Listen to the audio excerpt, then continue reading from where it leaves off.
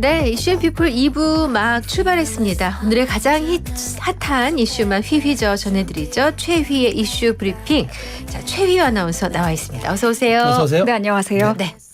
자, 첫 소식 날씨 얘기 안 할 수가 없어요. 우리 저희도 오프닝 맞아요. 내일부터 한반도가 태풍 영향권에 든다고요? 네, 불쑥 태풍 소식이 전해졌는데요. 네.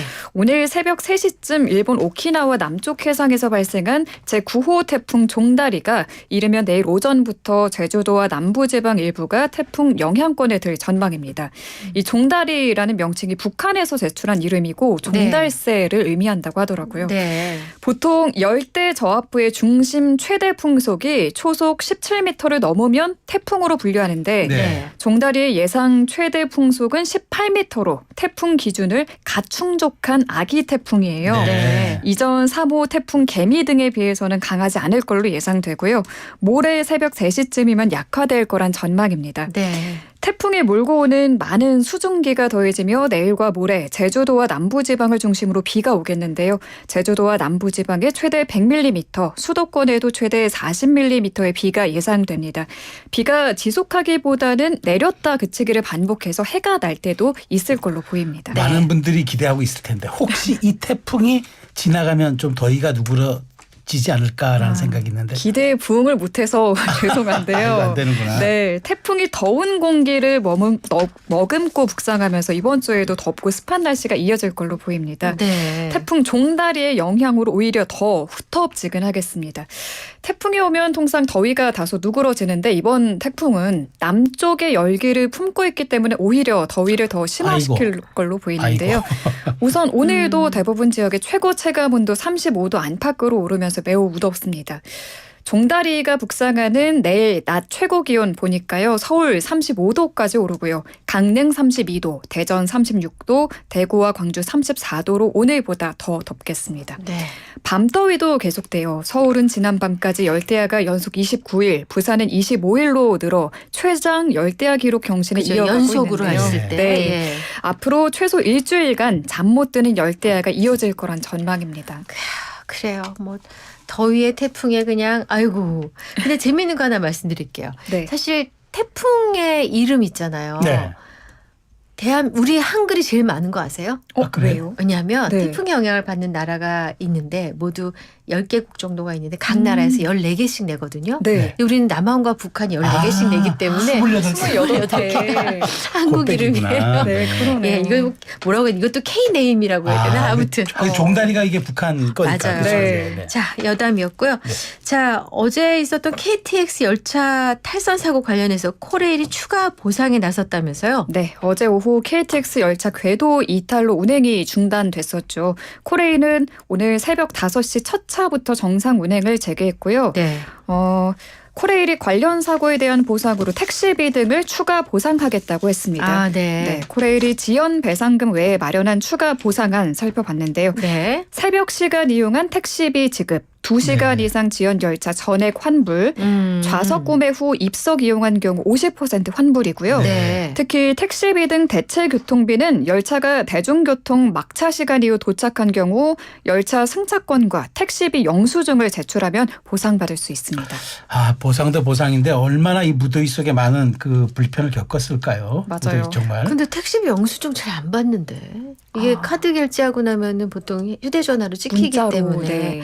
아쉽네요. 네. 이제 어디서 탈선 사고가 일어난 거예요, 근데? 네, 우선 탈선 사고는 어제 오후 4시 40분쯤 일어났습니다. 서울발 부산행 KTX 산천 열차가 동대구역에서 경주역으로 향하던 중에 네, 바퀴 한 개가 궤도를 이탈하며 대구 수성구 고모역 부근에서 정차했어요. 저런, 네. 인명피해는 다행히 없었지만 광복절이 낀 연휴 마지막 날이었잖아요. 승객이 네. 특히 더 많이 몰려 큰 불편을 겪었습니다. 그랬겠어요. 네, 사고 열차에 탑승한 승객 380여 명은 현장에서 후속 열차로 갈아탔고요. 네. 사고 후 양방향 열차가 선로 한 개만을 이용하면서 극심한 지연이 빚어졌습니다. 네. 일부 KTX 열차는 4시간이 넘게 지연되기도 했고 네. 운행 지연 사실을 모르고 역에 나온 승객들은 대합실에서 무더위 속 하염없이 열차를 기다리기도 했습니다. 네. 그러네요. 열차가 지연되면서 대기 승객이 늘어나자 코레일이 서울행 열차에 입석을 허용했는데 열차 내부 화장실 안에까지도 어머. 생각이 들어찰 어머. 정도로 아유, 빨리 네, 가야 되겠고. 아, 아유, 저런. 네. 그렇군요. 자, 알겠습니다. 자, 이제 세 번째 소식 어떤 건가요? 음주운전, 뺑소니 혐의 등으로 구속 기소된 트로트 가수 김호중 씨가 두 번째 재판에서 자신의 혐의를 인정했다는 소식입니다. 네. 김 씨 재판은 오늘 오전 10시부터 시작이 됐는데요. 지난달 10일 첫 재판이 있었고 한 달여 만에 두 번째 재판이 열린 겁니다. 네. 이날 김호중 측 변호인은 음주사고 피해자와 합의한 상태라며 공소 사실을 전부 인정한다고 했습니다. 김호중 측이 혐의를 모두 인정하면서 공판은 10여 분 만에 끝났다고 하고요. 김 씨가 들이받은 피해 택시기사가 법원에 김 씨를 선처해달라는 탄원서를 냈다고 합니다. 재판부는 증거 기록을 검토한 후 다음 달 30일 결심 공판 열 예정이고요. 1심 선고는 이후 10월 말쯤 내려질 걸로 네. 보입니다. 네. 근데 이런 가운데 이제 그 김호중 방지법을 발의한 정치인을 향한 댓글 테러가 이어지고 있다면서요? 네. 김호중 사건 이후 전국의 수많은 음주 운전자들이 김호중 씨의 행동을 모방해 김호중 수법, 그러니까 음주 측정을 거부하거나 도망치는 사례가 잇따랐는데요. 음주운전을 해도 도망만 잘 가면 된다. 네. 측정기를 불기 전에 술을 사 마셔라 라는 네. 인식이 크게 저런. 퍼지기도 아니 했습니다. 최근에 이런 사례가 너무 빈번해서 맞아요. 경찰청에서 발표까지 했더라고요. 네. 이를 막기 위해서 정치권에서도 움직임이 있었죠. 음주운전 처벌을 강화하는 일명 김호중 방지법이 발의됐는데요. 네. 김 씨가 도주 후 17시간 뒤에야 음주 측정을 받았고 경찰이 결국 음주운전 혐의를 입증하지 못하면서 발의된 도로교통법 개정안인데요. 네. 음주 측정을 방해할 목적으로 일부러 술을 먹는 경우 기존 음주 측정 거부죄와 같이 최대 5년 이하 징역에 처하는 내용 등입니다. 네. 여기에 김호중 씨 이름이 들어갔잖아요. 네. 그러자 일부 팬들이 반발하면서 이 법안을 낸 국회의원들을 향해 무차별 비판을 쏟아내고 있는 겁니다. 네. 의원실에 항의 전화를 하고 의원들에게는 문자 폭탄을 보내고 있고요. 네. 국회 입법 예고 게시판을 보면 김호중이 동네 북이냐는 항의부터 정치권이 천벌을 받을 거다. 김호중이 낸 세금으로 국회의원 월급을 주는 거라는 등 돈 없는 댓글이 달려 있고요. 네. 아유, 또 의원 네. 블로그와 국회 게시판에는 김호중법 발의한 국회의원의 낙선 운동을 하겠다. 젊은 가수 가슴에 대못 박지 말고 법안에서 김호중 이름을 내려라 등의 댓글이 달려 네, 있습니다. 이건 진짜 오해가 있는 건데 원래 이렇게 땡땡땡 방지법이라고 하는 거는 그 많은 국민에게 계도하기 위해서 계몽을 주기 위해서 우리가 그렇죠. 상징적으로 이름을 네. 붙인 것이 절대 법안에 이런 이름이 들어가지 않습니다. 실제로 법안엔 안 안 들어가죠. 근데 이렇게 부하법 같은 것도 그렇죠. 네. 이거는 정확하게 도로교통법 이런 법안이 들어가는 거예요. 근데 이런 식의 댓글 테러 정말 온당하지 않습니다. 네. 아니 너무 더워서 화가 나니까 화를 풀고 싶은데 마땅히 화낼 데가 없으므로 이렇게 찾으시는 거 아닌가? 네, 제가 화를 좀 누그러뜨릴 수 있는 기사 그래요? 마지막 네네. 소식 다음 소식 준비했거든요. 뭐예요? 네. 나는 정말 잘생겼던 것 같아요. 여자들은 내게 사로잡혔어요. 내가 18살 때부터 50살 때까지. 이게 한 프랑스 대표 배우가 한 말인데요. 누군지 아시겠어요? 알죠. 저희 때는 네. 이분 이름을 아랑드롱 이렇게 불렀어요. 네. 알랭 들롱이 아니라요? 근데 제 편의상 그냥 예전에는 예. 콩 그냥 아랑드롱 했어요. 그렇군요. 네. 그 이름의 고유명사가 네. 미남의 대명사가 된 거예요. 맞아요. 예. 맞아요. 그 미남의 대명사 프랑스 대표 배우 알랭 들롱이 88세의 일기로 현지 시간 18일 별세했다는 소식 네. 마지막 소식으로 네, 준비했습니다. 들롱의 세 자녀들이 성명해서 그는 나빠진 건강과 사투를 벌이다 자택에서 가족과 반려견 루보가 지켜보는 가운데 평화롭게 세상을 떠났다라고 밝혔습니다. 네. 제가 화를 좀 누그러뜨릴 수 있는 기사라고 소개를 해드렸는데 네. 별세 소식은 물론 너무 안타깝지만 안타깝지만 예. 그가 그래도 남긴 업적과 네. 그 잘생긴 외모 이런 것들을 좀 한 전해드리려다 시대를 보니 풍미했던 대스타예요. 맞아요. 네. 에마뉴엘 마크롱 프랑스 대통령도 오늘 SNS에 알랭 들롱은 전설적인 배역들을 연기하며 전 세계를 꿈을 꾸게 했다. 그는 스타 그 이상으로 프랑스의 기념비적 존재라고 추모를 했습니다. 알랭 델롱은 지난 2019년 뇌졸중을 겪으며 건강 상태가 악화했다고 해요. 네. 요양 생활을 이어가던 중인 아들에게 안락사를 부탁하기도 했습니다. 20세기 유럽 영화의 아이콘으로 큰 사랑을 받은 들롱, 영화계에 데뷔한 후 90여 편의 영화에 출연을 했는데 이 중 무려 80여 편에서 주연을 맡을 정도로 프랑스의 독보적인 톱스타였습니다. 네. 1957년 영화 여자가 다가올 때로 데뷔를 했고요. 두 분은 이 들롱의 작품 중에 기억에 남는 영화 있으세요? 저는 뭐 네. 나중에 EBS 그 무슨 추억의 명화 이런 데서 봤죠. 네. 그 태양은 가득히라는 영화. 역시 그렇죠. 네. 맞아요. 네. 태양은 가득히를 인생 영화로 꼽는 분들도 참 많더라고요. 대표작으로 한밤의 살인자, 미스터 클라인, 또 말씀하신 태양은 가득히 등이 있고요. 특히 이 리플리 증후군을 앓는 주연 리플리 역을 맡은 이 태양은 가득히로 세계적인 스타로 떠올랐습니다. 리플리 증후군이 뭐예요? 거짓말을 자꾸 하면 그것을 진실로 믿게 된다는 이른바 자기 인지 부조화에 대한 얘기죠. 네. 그렇군요. 네. 이후 이 맥 데이먼 주연의 할리우드 영화 리플리로 리메이크 되기도 한 작품입니다. 요것도 봤는데 재밌더라고요. 맞아요. 저는 네. 리플리만 봤거든요. 아, 그렇구나. 네, 그래서 태양 원작이죠, 가득히 사실. 보려고요. 네. 네.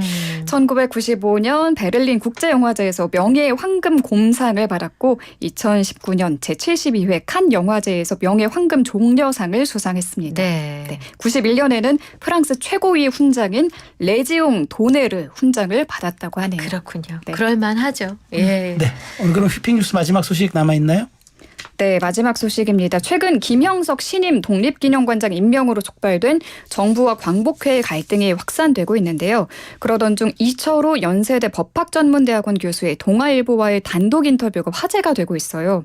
이 교수는 대선 당시 윤석열 대통령의 출마를 도운 최측근이자 서울법대에 나란히 입학하는 등 58년 인연을 가진 중마고우이면서 이종찬 광복회장의 아들이기도 합니다. 네. 19일 공개된 인터뷰에서 이종찬 광복회장이 작년 한일 정상회담 때 대통령을 정말 많이 도왔다며 광복회장 요구를 물리친 대통령실의 섭섭함을 나타냈습니다. 광복회가 올해 8.15 광복절 경축식을 정부와 별도로 개최한 데 대해선 정부가 독립기념관 이사로 일제의 수탈을 부정하는 낙성대 경제연구소 소장을 임명하고 독립기념관장에까지 논란이 많은 인물을 임명한 걸 광복회가 도발로 느끼지 않을 수 있겠느냐고 했는데요. 그러면서 대통령이 일제의 식민 지배가 불법 무효라는 대한민국의 일관된 기조를 분명하게 밝혀 모든 논란을 없애길 바란다고 밝혔습니다. 네, 알겠습니다. 피는 물보다 진하다고 해야 되나요?